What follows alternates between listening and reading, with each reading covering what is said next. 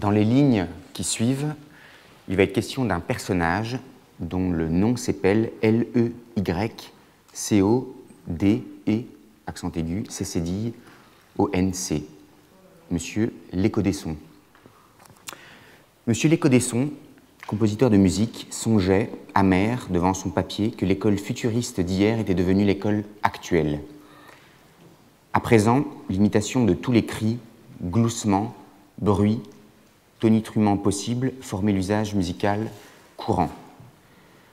Le répertoire de l'opéra comprenait Zimzuit Trukra Tapum, drame lyrico-dynamital en 2 écroulements et 4 explosions, et Patapifol Attaque, qu'est-ce qui me fait, époque et épopée musicale en 3 charges et 4 assauts, violon-pillage.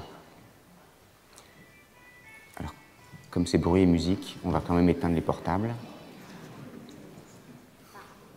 Merci.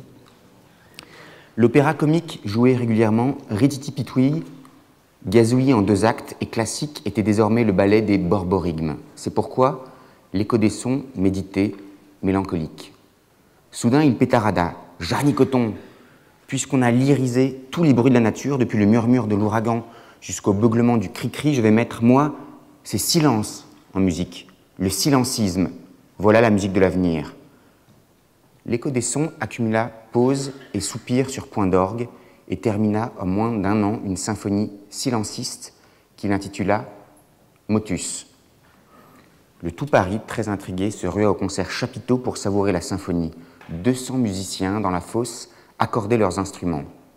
Le chef d'orchestre, seul visible, leva sa baguette et battit la mesure. Les musiciens se turent avec beaucoup d'ensemble. Religieuse était l'attention. On entendait sourire les mouches. L'impression fut excellente. Enfin, l'on goûtait de la musique discrète, reposante, sans discordance. Le chef d'orchestre en sueur s'arrêta, des ovations jaillirent, et les critiques exaltèrent à l'envi la simplicité d'une technique où pas une note n'était de trop. Le silencisme était fondé. Il connut une heureuse fortune, étant sympathique même aux mélophobes, accessible aux innombrables compositeurs amateurs et permettant aux sourds sans emploi de s'adonner avec brio à la critique musicale.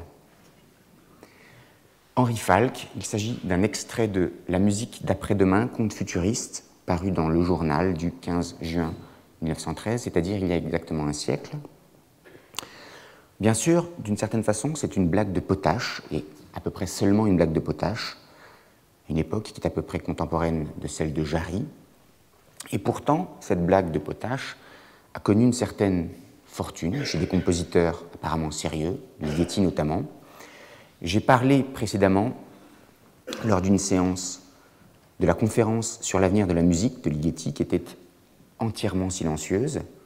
On pourrait aussi citer ces 3 bagatelles pour un pianiste, presque totalement silencieuses. Bref, l'idée d'une musique qui serait pure silence a effectivement existé sous différentes formes, plus ou moins sérieuses. À quoi ce long extrait fait-il référence ?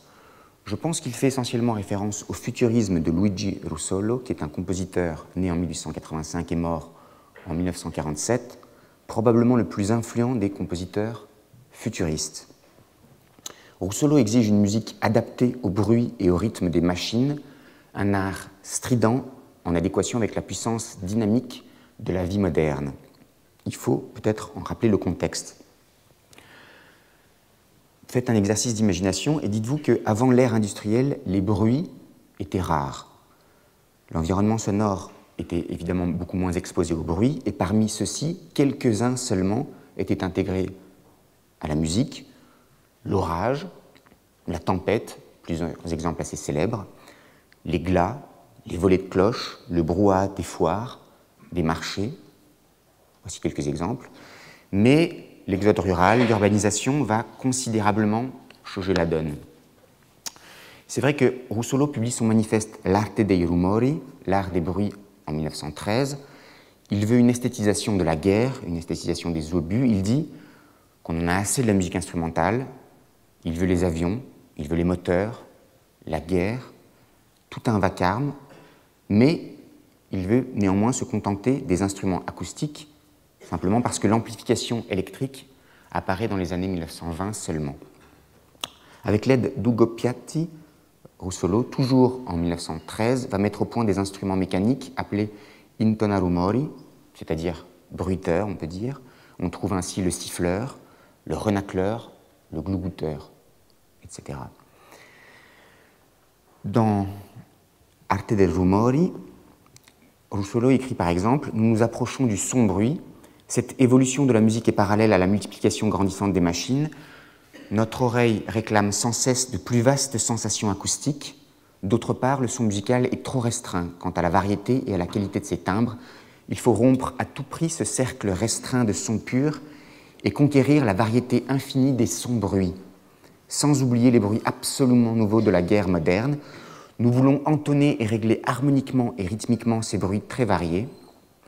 Il ne s'agit pas de détruire les mouvements et les vibrations irrégulières de temps et d'intensité de ces bruits, mais simplement fixer le degré ou ton de la vibration prédominante. Quelque chose qui apparaît à la fois comme assez prophétique et comme légèrement ésotérique. On ne sait pas trop ce qu'il entend par son-bruit, on ne sait pas exactement ce qu'il entend par fixer le degré ou ton de la vibration prédominante. On a l'impression qu'il y a une chose qui est à la fois de l'ordre du poétique et du prophétique, d'une part, et puis quelque chose qui se voudrait plus proprement scientifique. En tout cas, c'est l'occasion pour lui de développer tout un vocabulaire où il est question de murmure, de marmonnement, de grommellement, de bruissement, de glouglou, de grognement. J'en citerai d'autres par la suite. Alors on considère en général que le XXe siècle musical est marqué par deux révolutions majeures.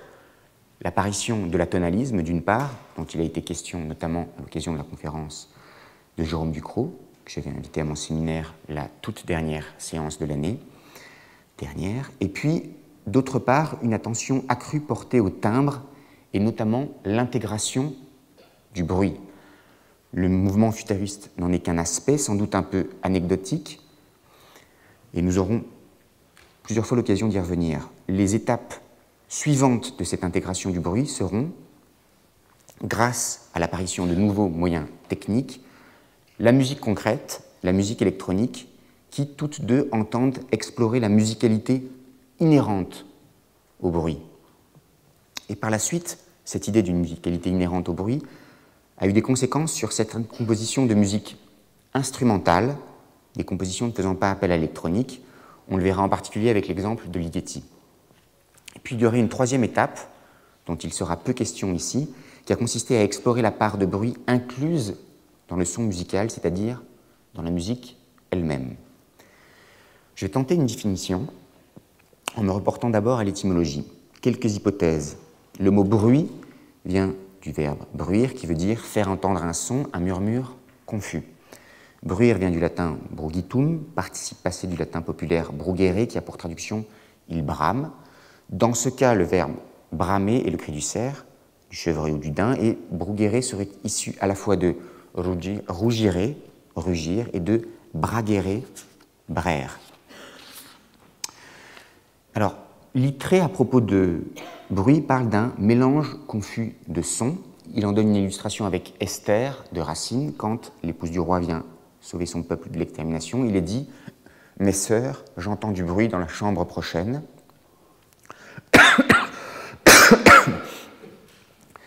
On a une succession d'acceptions qui sont données par Littré. Dire au pluriel, nouvelles qui circulent dans le monde, mais bruit désigne également une réputation, un mouvement séditieux, une querelle, un éclat. Le Petit Larousse, dans son édition de 2006, va mentionner en premier lieu, pour bruit, l'ensemble des sons produits par vibration. Il va mentionner des bruits de pas, des bruits de vagues. C'est curieux, pourquoi est-ce qu'on ne parlerait pas de bruit de flûte, de bruit de violoncelle, par exemple? On voit que les exemples donnés concernent des sons qui ne sont ni linguistiques, ni musicaux. Et de fait, l'usage courant en français veut que l'on désigne par bruit ni de la musique entendue en tant que musique. Il peut s'agir évidemment de musique que vous entendirez au loin, par exemple, mêlée à d'autres sons. Dans ce cas-là, il peut éventuellement s'agir de bruit, mais si c'est de la musique entendue en tant que musique, alors normalement vous ne la désignerez pas comme bruit. De même, il peut s'agir d'un bruit quand il s'agit d'une chose qui ne sera pas de la parole entendue comme parole. Même chose, si vous entendez au loin, éventuellement légèrement déformée, une parole que vous ne comprenez pas, ou qui n'est simplement pas entendue comme parole, alors, en règle générale, vous ne l'appellerez pas parole, mais éventuellement bruit. Cette distinction nous rappelle d'ailleurs la séparation des tâches qui est faite dans le cinéma, notamment en France. Vous allez avoir piste des dialogues, piste de la musique et piste des effets sonores, c'est-à-dire piste des bruits, piste des bruitages.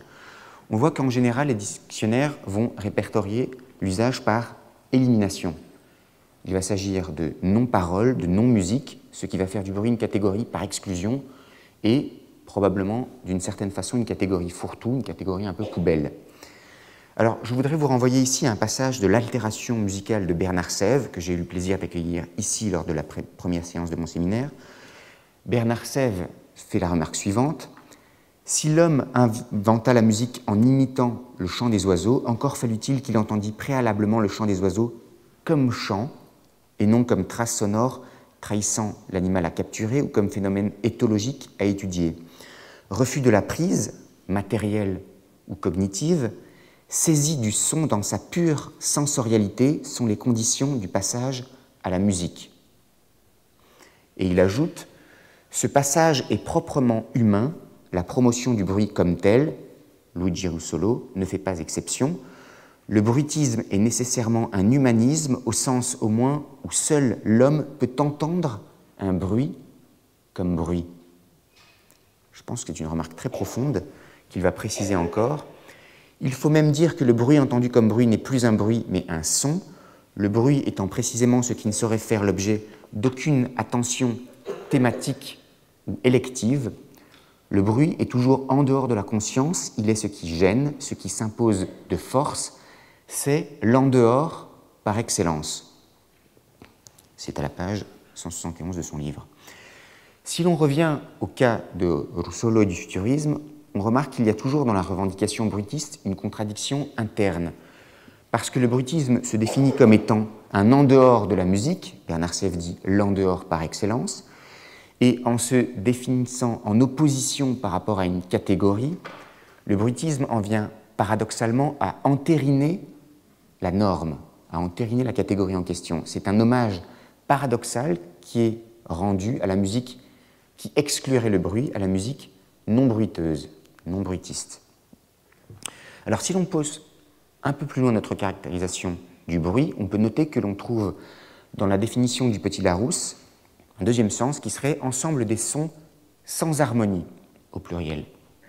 Et vont être proposées les expressions suivantes: lutter contre le bruit, faire trop de bruit. La langue française possède le mot son qui est d'une certaine façon intraduisible en anglais. On va dire un bruit de pas, mais ça n'a plus grand-chose à voir avec l'harmonie. De même, si vous prenez la définition du grand Robert, par exemple le grand Robert en 6 volumes, vous allez avoir 1. Sensation perçue par l'oreille, 2. Retentissement, éclat, toujours les mêmes, et puis 3. Phénomène acoustique avec vibration non périodique. Et c'est un fait que l'oreille va différencier des sons qui font entendre des hauteurs et des sons qui font entendre autre chose que des hauteurs. Je l'ai rappelé, le XXe siècle est marqué par 2 transformations majeures, apparition de l'atonalisme et intégration du bruit. On se rend compte en fait que l'on est allé vers une spécification croissante des paramètres qui composent le son. Alors, quels sont-ils? Vous avez d'abord la hauteur, les notes, on pourrait dire, pour lesquelles la notation, précisément, ne pose pas vraiment de problème. Vous pouvez avoir des difficultés pour noter une hauteur dans un système qui ne sera pas tempéré, par exemple, mais vous pouvez toujours vous en sortir d'une certaine façon, quitte à utiliser les mathématiques pour définir un certain nombre de hertz, par exemple. Donc, la hauteur, d'une certaine façon, pas vraiment de problème. La durée, c'est un peu plus problématique déjà. Sachez que dans les musiques anciennes, on note des rapports de durée plutôt que des durées. Souvenez-vous aussi que Beethoven note des indications métronomiques, mais qu'elles ne sont pas toujours respectées par les interprètes. En tout cas, c'est seulement à partir de lui que l'on va avoir tendance à chercher à noter de façon assez précise les durées.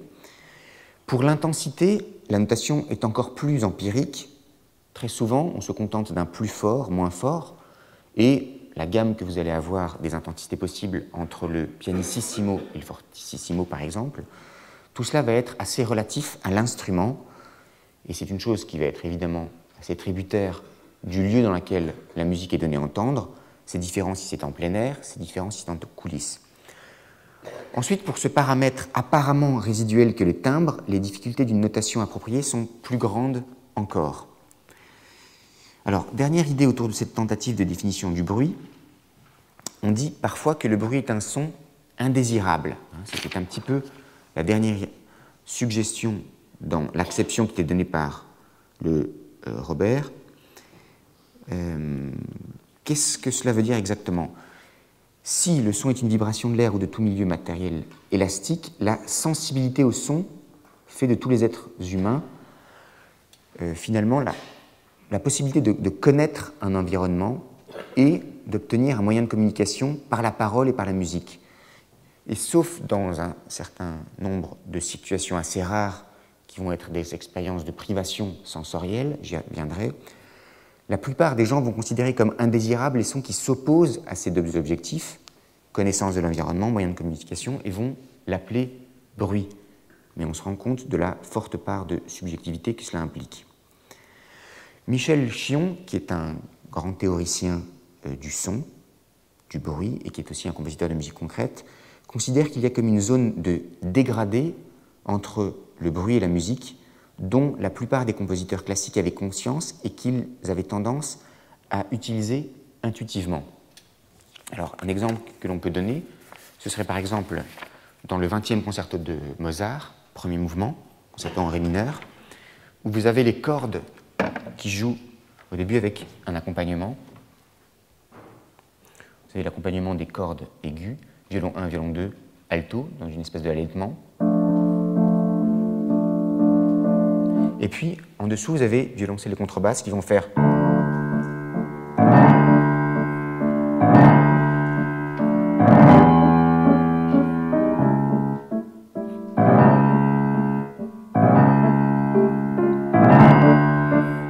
Alors, je les joue intentionnellement plus fort que ce qu'il faudrait, c'est noté piano.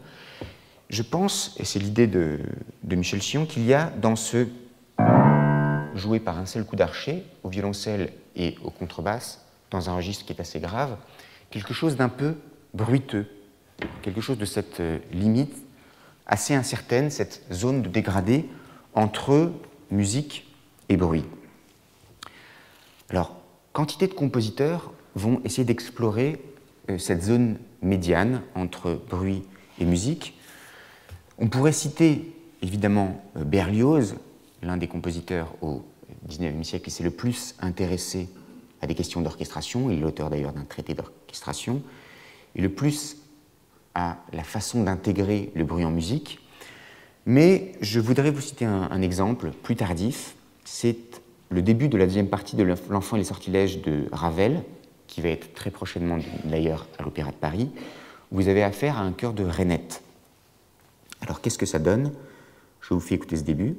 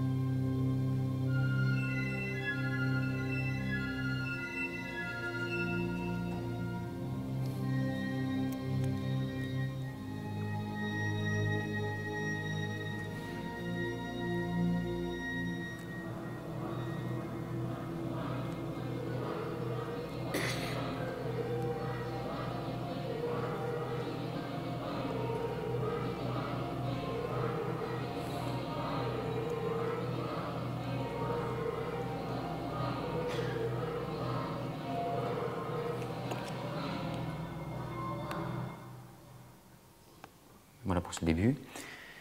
Alors, on a quelque chose avec ces accords parallèles aux cordes, presque creux, fantomatiques, qui campent un décor sonore, et puis, en superposition, les bruits de la nature, avec chants d'oiseaux, répétition, pour caractériser ces chants d'oiseaux. D'ailleurs, songez que quelques années auparavant, dans Daphnis et Chloé, si vous vous souvenez, deuxième partie de Daphnis et Chloé, le lever du jour, vous avez également des chants d'oiseaux, avec des pépiments à la flûte, au piccolo ou au violon solo en harmonique. Ici, on a affaire à un exemple de musique nocturne, comme chez Bartók par exemple, qui n'en est certainement pas l'inventeur, mais qui les a, on va dire, thématisés, sinon systématisés. Je voudrais vous donner à entendre un autre exemple, un peu dans le même ordre d'idées, qui commence également par une nuit noire. C'est avec Strauss et le début de la symphonie alpestre. Vous allez voir, il y a là quelque chose de très bruiteux, avec comme un cluster diatonique. Qu'est-ce à dire? Alors, ce début est noté avec une armature et on est en si bémol mineur. C'est noté lento. Je vais le jouer un peu plus vite que ce qui est écrit. Vous avez un basson qui va faire entendre une gamme mélodique descendante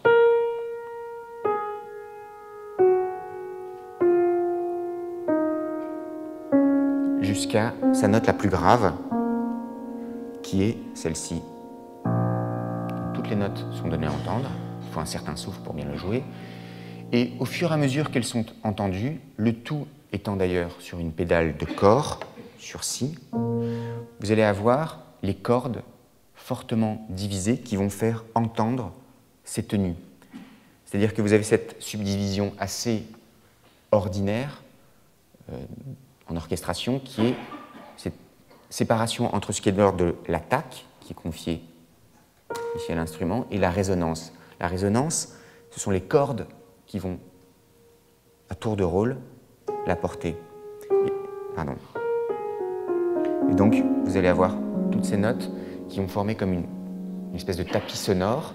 Sur ce tapis sonore va émerger très silencieusement, presque de façon estompée, un choral, lui-même assez fantomatique, qui est confié au cuivre. Et puis, petit à petit, le mouvement va s'animer avec notamment les contrebasses divisées en 4, certaines qui vont faire entendre, puisque pour ceux d'entre vous qui le savent, les contrebasses sont accordées par quarte, contrairement aux autres instruments à cordes frottées qui sont accordés par quinte, et elles vont utiliser leur quarte pour faire entendre quelque chose qui va être du l'ordre de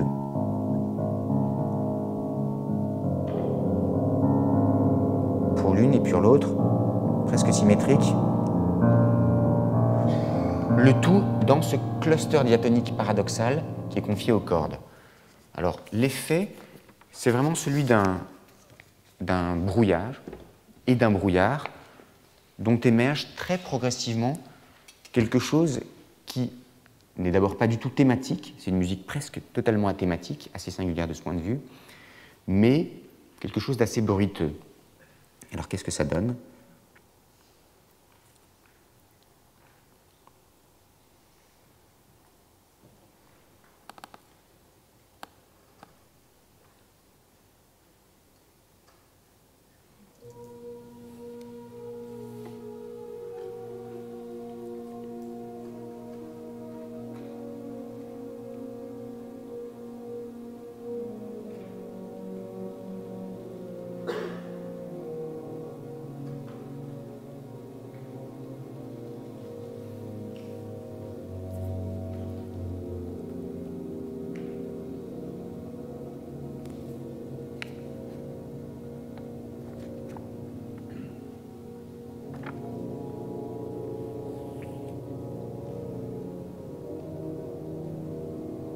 Chorale fantomatique au cuivre, sur des accords parfaits, qui s'enchaînent de façon parfois peu conventionnelle.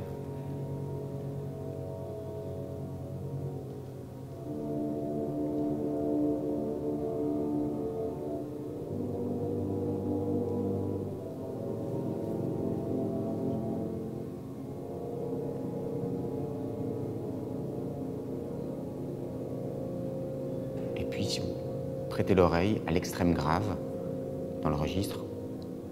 Vous entendez le grondement des contrebasses.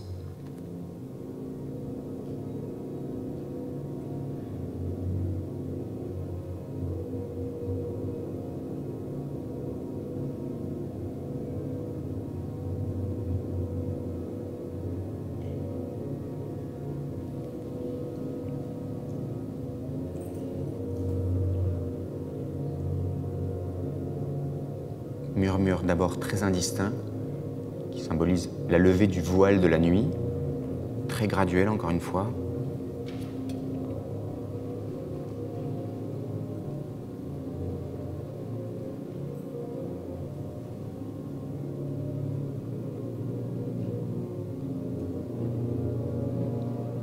Et puis vont se multiplier les arpèges, les gammes ascendantes pour l'essentiel, certaines descendantes, en relais, les appels de cuivre, davantage de lumière par rapport à ce début extrêmement sombre et des registres de plus en plus aigus. Voilà. Donc, je vous recommande l'audition de cette symphonie alpestre qui est un chef-d'œuvre absolu. Par quel moyen est-ce qu'on a réussi à intégrer le bruiteux dans le son des instruments eux-mêmes? C'est une chose qui s'est fait très progressivement dans l'histoire de la musique. On a intégré la percussion avec ses composantes de bruit blanc. Ça a pu passer notamment par l'exploration du registre grave, voire extrême grave. Alors c'est une chose que vous voyez de temps en temps avec l'exemple du piano.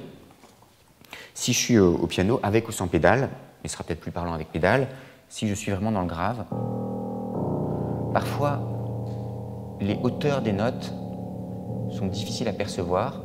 On perçoit plutôt quelque chose qui est vraiment à la frontière entre bruit et musique. Mais vous pouvez également jouer dans les cordes du piano. Je ne m'en prive pas quand j'improvise, quand j'accompagne un film muet. Ça peut donner quelque chose comme ça.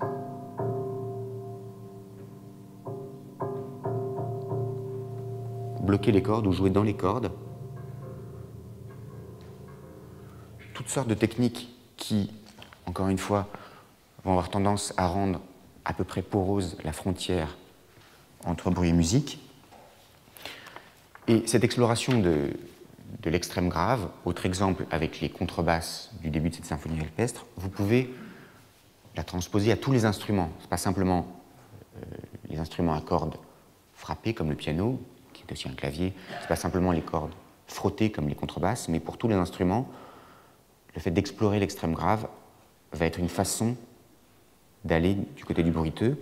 Et puis, dans les cordes, vous allez avoir divers modes de jeu qui sont ignorés de la technique traditionnelle.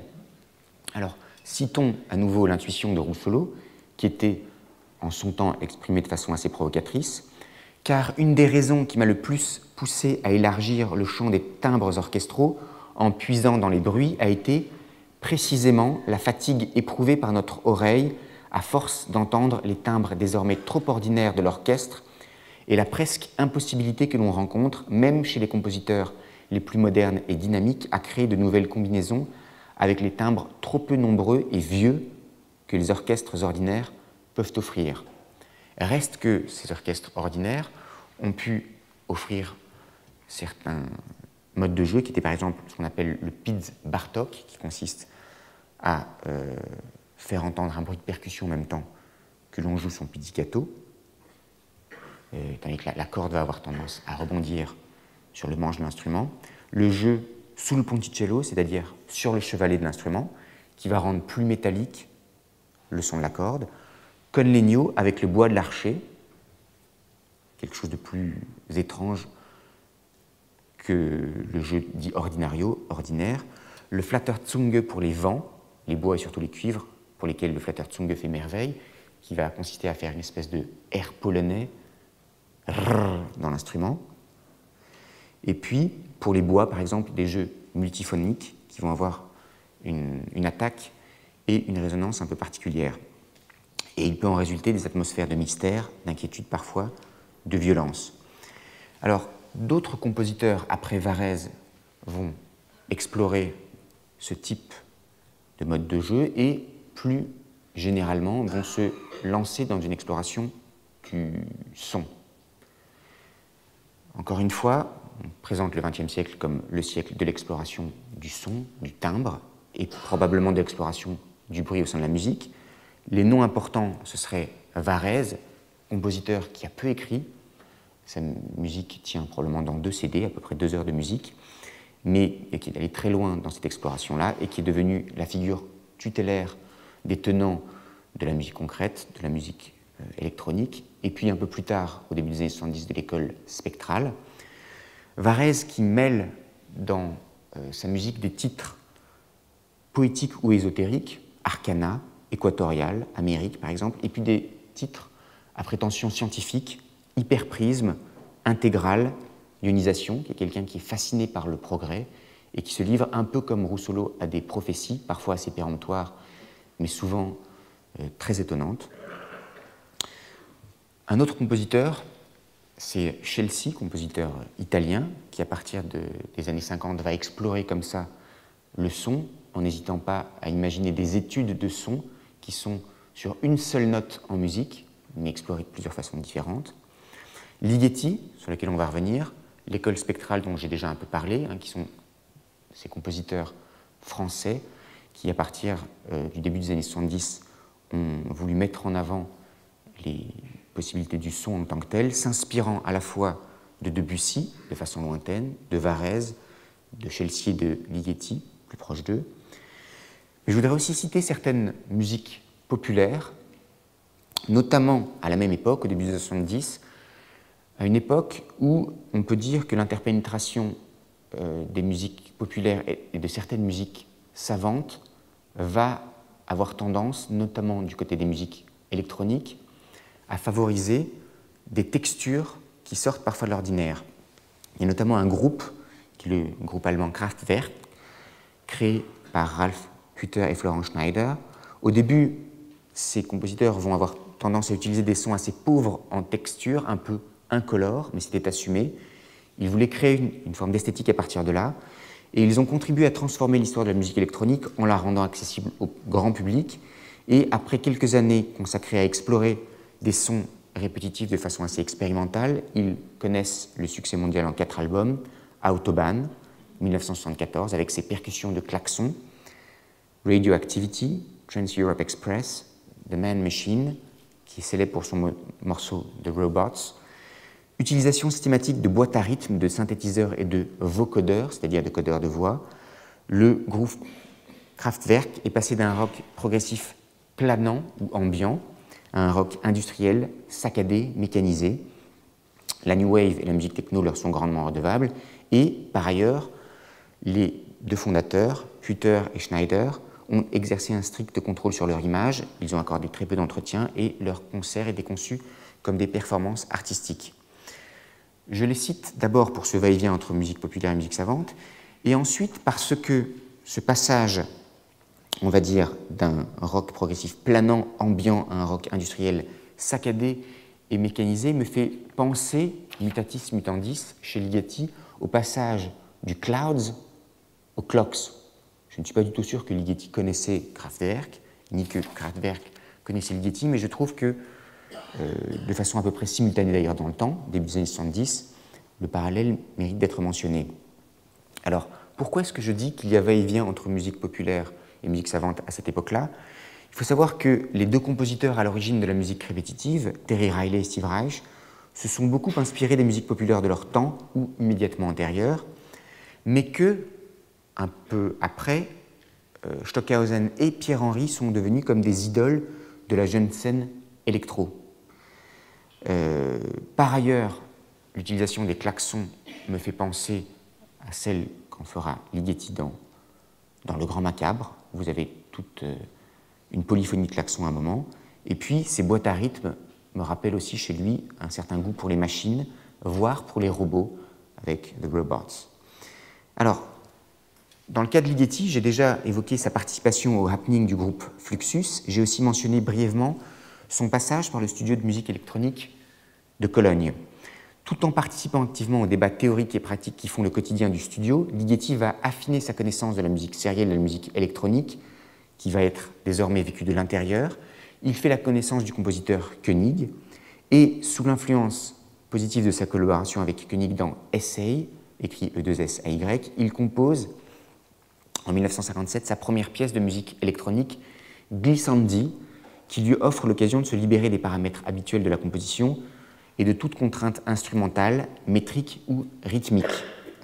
Mais à l'époque, sa maîtrise technique manque encore d'assurance et Ligeti considère lui-même Glissandi comme une sorte d'exercice de doigté et la deuxième tentative du genre Articulation, 1958, sera plus aboutie. Alors, de quoi s'agit-il avec Articulation, deuxième pièce de musique électronique? On voit que Ligeti essaye de s'adapter à ce nouveau médium électronique et le lier à ses propres préoccupations musicales, dont on a vu qu'elles étaient nées bien avant qu'il n'entre au studio de Cologne. Quelles sont ses préoccupations? C'est la question de la texture, de l'immobilité liée au mouvement et du langage. Citons à nouveau Russolo, qui avait lui aussi perçu le profit que l'on pouvait tirer d'une exploration un peu innovante des questions de langage. Les recherches des influences que la musique a sur le langage, sur l'intonation de la voix, sur les sons qui composent les voyelles et les variations de ces sons selon le mode et le ton ont connu ces derniers temps un grand développement grâce surtout aux savants italiens. Ligeti a d'ailleurs rêvé d'une œuvre vocale fondée sur un langage imaginaire dès ses années hongroises, c'est-à-dire avant son exil de 1956. Et comme la relation entre phonétique et musique était un sujet déjà très à la mode au sein de l'avant-garde, Stockhausen le pousse à en faire l'expérience par le biais de l'électronique, s'inspirant alors des réflexions et recherches d'un professeur très influent qui était Werner Meyer-Epler, linguiste de renom, mais aussi spécialiste de physique et pianiste amateur. L'objectif de Ligeti va être de recréer artificiellement par les sons électroniques la prosodie langage humain imaginaire, et il va utiliser pour cela une technique mixte, aussi bien sérielle qu'aléatoire. Le résultat est une œuvre de moins de 4 minutes qui se différencie de l'habituelle production studio, d'une part par une forme de légèreté de ton parfaitement assumée, et d'autre part par sa portée métaphorique audacieuse, puisqu'elle va quitter le champ d'abstraction strict qui était prôné par les puristes de la musique électronique. Ligeti manifeste à cet égard, après la fugace concession à l'abstraction pure que pouvait constituer Glissandi, une position affinée, je le cite, « J'éprouve une aversion certaine pour tout ce qui s'affiche comme programmatique et illustratif, mais cela ne veut pas dire que je m'oppose à l'idée que la musique puisse évoquer des associations. Au contraire, les sons et la cohérence musicale suscitent toujours en moi des idées d'harmonie et de couleur, de formes visibles et reconnaissables, et vice-versa, je mets constamment en lien la couleur, la forme, la texture et les concepts abstraits avec les idées musicales. Ceci explique la présence considérable d'éléments non musicaux dans mes compositions, chants et masses sonores qui déferlent ensemble ou alternent, ou se pénètrent les uns les autres, toiles suspendues qui se déchirent ou bien s'en mêlent, substances humides, visqueuses, spongieuses, fibreuses, sèches, cassantes, granuleuses et compactes, effilures, brèves éclosions, débris et traces de toutes sortes, édifices imaginaires, labyrinthes, inscriptions, textes, dialogues, insectes, états, faits, coalescence, transformation, catastrophe, délabrement, disparition, tels sont les éléments qui composent cette musique sans purisme. Auréolé au succès d'Articulation, Ligeti travaille au même moment sur la composition d'une troisième pièce de musique électronique. Elle deviendra l'ébauche d'Atmosphère, parce que Ligeti éprouve de façon de plus en plus nette les limites de cette technique quant à l'accomplissement de son idéal, qui serait l'exploration de textures sonores. Ce qui est intéressant, si vous écoutez une pièce comme Articulation, que vous pouvez facilement trouver en disque compact, c'est pour quelqu'un qui est un amateur du nonsense, qui est un amateur de Woody Allen, mais également des Monty Python, également des frères Marx. Il est plus marxiste tendance Groucho, dit-il, que Karl. C'est que cela nous fait penser à nous, probablement français, au Shadok et à la musique des Shadok des années 70. Je suis sûr que Shadok, c'est une référence que Ligeti aurait aimée, je ne sais pas du tout s'il les connaissait, mais écoutez cette musique, vous verrez que ces glou-glou assez étonnants ont quelque chose des Shadok en train de pomper. En tout cas, ce que va expérimenter Ligeti à un niveau de stimulation jamais connu auparavant, c'est de reconstituer une partition d'orchestre qui avait été perdue lorsqu'il avait dû quitter Budapest précipitamment, et va naître Apparition, sa première œuvre d'envergure pour orchestre et son premier vrai succès en tant que compositeur. Alors pourquoi est-ce que je parle d'une pièce instrumentale après vous avoir parlé de musique électronique?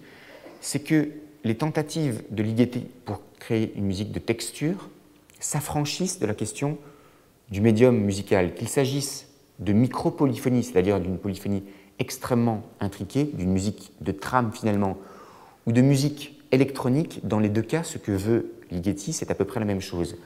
J'ai cité les adjectifs et les substantifs qu'il emploie pour caractériser cette musique, qui sont toujours extrêmement précis et qui donnent une idée assez nette des associations visuelles et tactiles qu'il fait. Sachez que très souvent, quand il est question de bruit, on a affaire à des associations extrasensorielles ou intrasensorielles, c'est-à-dire qu'il est difficile d'imaginer simplement que l'on ait affaire à l'ouïe. En général, d'autres associations sont convoquées. En tout cas, si Ligeti n'innove pas en quittant l'électronique pour revenir à l'orchestre, ce qui est certain, c'est que les impressions acoustiques qu'il va tenter s'apparentent aisément à celles que produit la musique électronique, n'était cette dimension organique et donc sensible qui fait l'absolue différence. Ligeti va d'ailleurs exprimer sa reconnaissance envers ceux qui lui ont permis d'avancer techniquement dans l'élaboration d'un langage qui lui soit propre. Je le cite. En 1952-53, j'eus les premières idées d'une musique statique et je me mis à envisager non plus de travailler dans l'ordre mélodique et harmonique, mais à chercher un son neutralisé, quelque chose entre son et bruit. Ces idées, telles que je les réalisais plus tard dans Atmosphère, étaient pour moi presque déjà claires, 11 ans auparavant, mais je ne pouvais pas les réaliser. En outre, elles étaient encore enserrées dans le carcan de la barre de mesure dont je ne pouvais pas encore me détacher. J'écris encore aujourd'hui des mesures, mais seulement dans un but pratique, afin tout simplement de faciliter la direction des pièces. Mais mon détachement de la métrique mesurée résulta en fait de l'emprise immédiate et très importante que Boulez et Stockhausen eurent sur moi, la musique des deux et aussi la rencontre personnelle de Stockhausen et mes premières années à Cologne. Je dirais donc, j'ai choisi les possibilités de m'informer sur la musique électronique, de travailler sur ce médium et de retrouver ensuite la musique instrumentale et d'appliquer non pas le résultat sonore de la musique électronique, mais les expériences faites en cours de travail sur le matériau électronique. Alors, avant de vous donner un certain nombre de remarques pour conclure, je voudrais vous faire écouter une pièce que des amis instrumentistes et moi-même avons enregistrée. Alors, ces amis sont Johan Fargeau, un pianiste et compositeur qui était venu lors d'une séance me prêter main forte pour jouer cette pièce à 4 mains qui est Mirage. Également Arnaud Torette qui était venu à la toute première séance où il était question de Clocks. Nous avions joué des extraits de Manhattan. Arnaud Torette est à l'alto. Johan Fargeau est à cet instrument assez curieux, typique encore une fois des années 70, décidément on y revient, qui est l'orgue Fender ou Fender Rhodes, que vous entendez de temps en temps dans des vieilles séries, parfois de série B, pour caractériser un certain univers musical, mais qui peut avoir une très belle sonorité qui sonne à la fois dans son médium, je dirais, comme un marimba, et un peu dans son aigu plutôt comme un célesta. Et puis, au saxophone, au pluriel, Raphaël Imbert, improvisateur, compositeur lui-même, qui va, ainsi que nous trois, moi je suis au piano, utiliser les potentialités bruiteuses du son. Alors, il s'agit d'une pièce qui est un lacrimosa, d'après le lacrimosa du Requiem de Mozart. Je vous ai expliqué la transformation que Johan Fargeau, qui est l'auteur, le compositeur de la pièce, lui fait subir pour faire en sorte, au sacrilège, que cette pièce, assez typique de la musique sacrée, puisse se prêter, moyennant quelques déhanchements rythmiques et quelques transformations, à une perception comme s'il s'agissait de musique latino-américaine. Là, vous allez entendre ce début, qui est comme une espèce de prélude à la musique proprement dite, où nous voyageons au milieu de certains sons. Donc, on est vraiment à la frontière entre bruit et musique, une fois de plus. Qu'est-ce que cela donne ?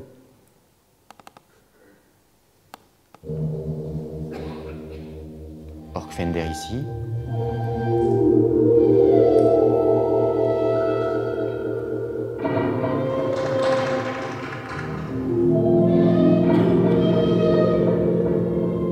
Tout ça sans utilisation de l'électronique.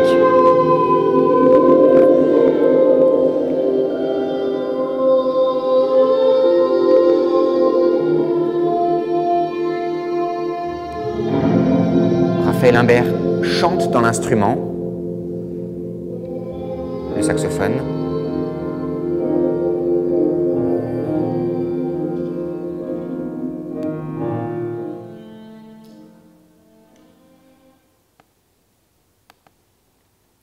Voilà pour cet extrait. Alors, en intitulant cette séance bruit et musique, j'ai voulu montrer que le rapport du bruit à la musique n'était pas forcément un rapport d'antagonisme. Le meilleur exemple en serait peut-être, dans la continuité du cours précédent qui était intitulé « Comment accompagner un film muet », la question de la musique et du bruit au cinéma avant 1914, toujours la même époque cruciale, celle de la révolution des bruitistes. Je fais référence à l'ouvrage de Martin Barnier, Bruit au pluriel, cris, musique de film, les projections avant 1914, où Martin Barnier explique que la musique de film, entre guillemets, n'est pas forcément due à un pianiste improvisateur. Celui-ci peut même parfois éviter de jouer pendant les films, mais quand c'est le cas, l'auteur affirme que ce n'est pas pour couvrir le bruit du projecteur. Ce mythe provient de la période des années 1920, quand les projecteurs fonctionnaient à moteur. Par contre, le pianiste improvisateur a bel et bien existé, comme l'attestent les nombreuses petites annonces et les articles publicitaires. Qu'est-ce à dire? C'est que, je l'ai mentionné, souvent on invoque une raison naturelle, entre guillemets, qui justifierait l'emploi de la musique, qui serait le bruit désagréable des projecteurs, ce que font des chercheurs aussi différents que le musicien Kurt London, l'historien David Robinson ou l'universitaire Claudia Gordman. Mais, comme le montre Martin Barnier, aucun des articles d'époque avant 1917 ne signale une quelconque gêne des spectateurs vis-à-vis du bruit des projecteurs. L'absence de bruit n'apparaît d'ailleurs pas dans l'argumentaire publicitaire de l'époque pour vanter la qualité des appareils, et je le cite, alors que les annonces signalent très souvent une amélioration du problème des images tremblotantes. Dès les premières projections de films sur une foire, en 1896 à Orléans, l'appareil cinématographe est placé dans la voiture d'habitation de Madame Torcé, femme de l'administrateur de ce théâtre. Le projecteur n'est pas dans la baraque foraine, donc il ne peut pas y avoir de gêne. De plus, suite à l'incendie du bazar de la Charité, 1897, et face au danger des lampes oxyéthériques, comme des courts-circuits électriques, le projecteur est rapidement placé dans une cabine. Ainsi isolé, il ne peut guère gêner les spectateurs par son bruit de machine à coudre. Seuls les exploitants les plus pauvres, dans les bars par exemple, continuent de placer un appareil du côté du public, lequel public ne semble pas gêné par le bruit de l'appareil. Chez les forains, souvenez-vous qu'à l'époque, le cinéma muet est plutôt un art qui relève de l'art de la rue, de l'art des forains, plus probablement que du cinéma proprement dit. Chez les forains, les plus petites exploitations ont encore un projecteur proche du public, mais les propriétaires de baraques de moyenne importance construisent une cabine métallique, donc inifugée, placée à l'extérieur de la salle. Et puis, argument imparable, c'est l'argument que développe encore Martin Barnier, je le cite, « Nous avons eu la chance d'écouter de très près un véritable appareil lumière fonctionnant à la vitesse d'à peu près 16 images par seconde. Le bruit produit est très doux, même en se plaçant à côté de la machine. Il reste que la machine doit être bien huilée. Le volume sonore dépend aussi de l'appareil utilisé. Les publicités vendent très vite et jusqu'à 1914. L'absence de trépidation, ce qui délasse les yeux, mais aussi les oreilles. Mais même en cas de tac, tac, tac, un peu fort, à cette époque de la fin du XIXe siècle, où triomphe le machinisme, qui eût pris peur en entendant ce ronronnement? Au milieu du fracas sonore des foires, quand on entend les générateurs d'énergie à vapeur plus que la musique, ou bien les cris de la parade de la baraque voisine, peut-on vraiment identifier le bruit de l'appareil de projection? Bref, il n'y aurait pas vraiment rivalité entre bruit et musique, il n'y aurait pas une musique qui chercherait à couvrir le bruit à cette époque, comme à d'autres époques, ce qui me conduit à quelques réflexions, quelques questions que je ne fais qu'aborder et qui mériteraient sans doute d'être développées. D'abord, je pense qu'il y a une angoisse spécifique au son, qu'il n'y a pas dans la vue. La vue, la vision nous apporte des informations, et l'audition nous apporte certes des informations, mais ces informations sont plus lacunaires, plus limitées, et c'est probablement la raison pour laquelle un doute nous saisit lorsque nous entendons certains bruits énigmatiques. Difficile de parler d'un spectacle énigmatique, d'une image qui serait en tant que telle énigmatique. C'est ce que Michel Chion, théoricien et compositeur de musique concrète que j'ai déjà mentionné, appelle le flou narratif du son acousmatique. Deuxièmement, le son est prioritairement perçu comme un événement, ou plus exactement, les sons sont prioritairement perçus comme des événements. Alors, vous auriez bien un certain nombre de contre-exemples, qui seraient par exemple la chute d'eau, qui est plutôt comme un événement constant, mais la plupart des sons sont des événements, sont événementiels. Et encore une fois, lorsque l'on se situe du côté du son, on est de l'ordre du discontinu, là où l'image peut être à la fois de l'ordre du continu et du discontinu. Ensuite, il y a la question du causalisme, que je ne fais encore une fois qu'aborder. Qu'est-ce que Michel Sion appelle le causalisme? C'est la croyance que connaître la cause qui produit le son suffirait pour le décrire. Or, si vous percevez le son d'un moteur, vous allez dire qu'il s'agit du son d'un moteur, mais cela ne va pas décrire le son. Que se passe-t-il? Vous allez affaire à une explosion, certains éléments vont tourner, d'autres vont bouger, vous allez avoir une forme de trépidation, de crépitement, et souvent, on s'en tient à une description des sons par référence à la causalité, qui n'est pas tout à fait ce que devrait être une description proprement dite. Se référer à la cause d'un son n'est pas le décrire. Ensuite, je voudrais aborder très brièvement aussi la question d'une démarche médiatiste. La plupart des musiciens en musique savante sont immédiatistes, c'est-à-dire qu'ils vont dénier le fait que le son repose sur un support. C'est finalement l'idéologie du direct. On va avoir tendance à privilégier les concerts retransmis, et cette idéologie immédiatiste, on l'a aussi au concert, où de plus en plus souvent, lors des concerts, les chanteurs sont amplifiés, mais on ne veut pas que soit mentionné le fait que ces chanteurs sont amplifiés dans les programmes. Le monteur, lorsqu'il s'agit d'un enregistrement, n'est pratiquement jamais mentionné non plus. Bref, on ne veut pas que tout ce qui paraît faire écran, en réalité tout ce qui est médiation entre celui qui va produire le son et le résultat sonore sous forme d'enregistrement, on ne veut pas que tout cela soit mentionné, on veut en faire abstraction, faire comme s'il était possible d'en faire abstraction. Ce qui fait que Richter enregistré en pirate avec un enregistrement de très mauvaise qualité, on va s'écrire « Ah, c'est génial !» Mais non, pour moi, c'est assez typique de l'idéologie médiatiste que d'affirmer que parce que on se retrouve dans un cas où on fait abstraction des micros qui enregistrent, on va considérer nécessairement que c'est génial. Je pense que c'est une idéologie finalement.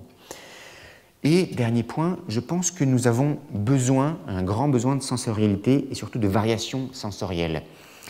A contrario, songez à Florence Aubenas, privée de vision pendant 3 mois, et à certaines techniques de torture. Songez aussi à l'évolution que l'on a connue.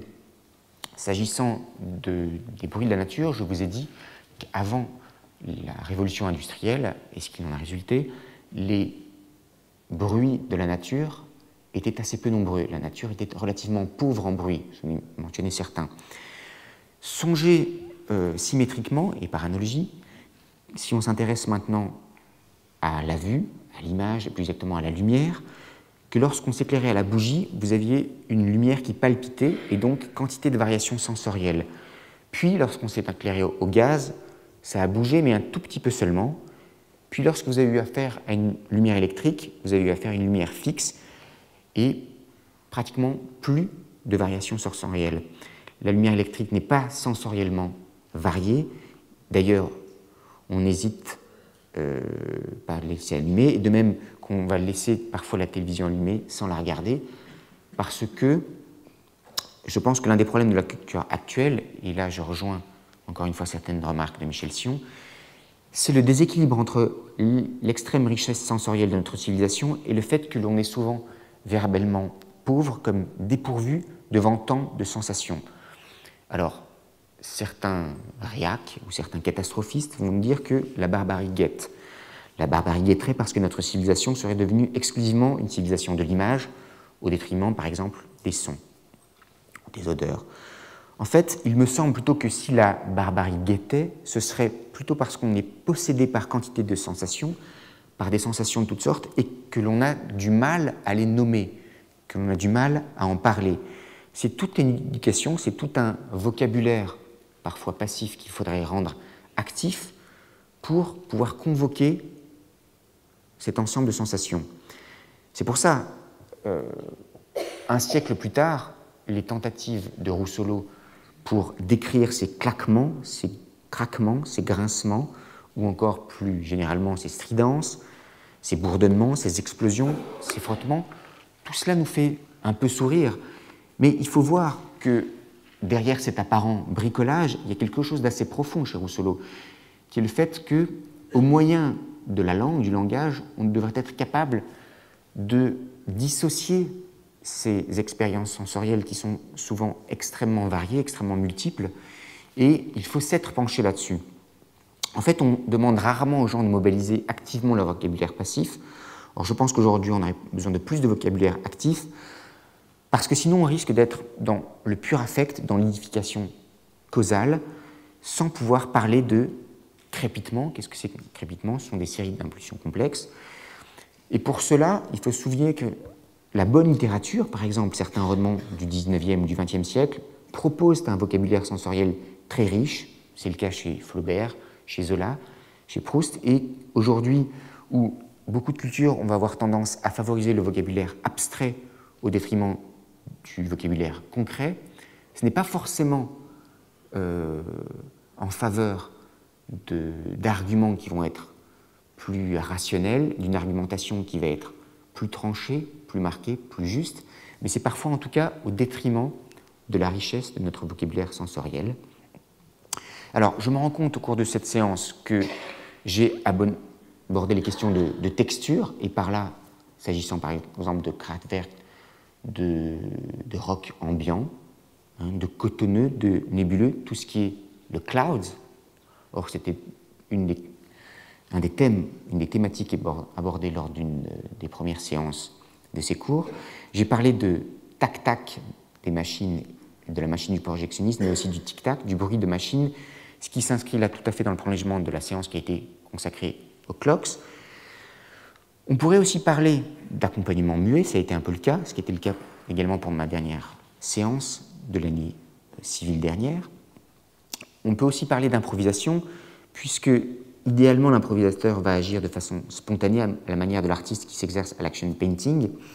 Et dans l'improvisation, dans son versant improvisation générative entre guillemets, il s'agit de repousser souvent les limites instrumentales pour explorer des modes de jeu non conventionnels et des limites esthétiques, repousser les frontières entre le beau et le laid, provoquer ou choquer par des sonorités bruitistes qui conduisent finalement à reconsidérer certaines des oppositions qu'on pensait absolument certaines, immuables, entre le son et le bruit, entre le beau et le laid.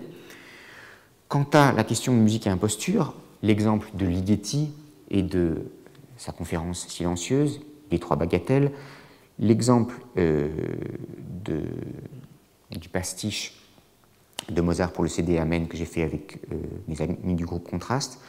C'est un peu le hasard, mais à l'occasion de cette séance qui est la dernière, avant une toute dernière, où il ne sera absolument pas question de bruit et de musique, qui sera consacrée au concerto de Mozart et à leur mouvement lent, de quelques mouvements lents de concerto de Mozart, où je m'intéresserai tout particulièrement au 17e, au 20e, au 23e. Je vous engage à les écouter, à les réécouter d'ici là, mais je me rends compte, et c'est un hasard, qu'au cours de cette séance, j'ai abordé toutes les thématiques qui ont été celles des premières séances de cours, et également, d'une certaine façon, la toute première, c'est-à-dire ma leçon inaugurale, qui était comment parler de musique. Comment parler de musique lorsque la musique se situe effectivement à la frontière entre bruit et musique, et comment faire en sorte que notre vocabulaire sensoriel, quand il s'agit de l'ouïe, soit suffisamment poussé. C'est une des questions à laquelle j'aboutis au terme de cette séance. Je vous remercie. Je vais maintenant, après 2 ou 3 minutes de pause, accueillir Marie-Madeleine Mervanroux, que je vais présenter en tout début de séance. Merci.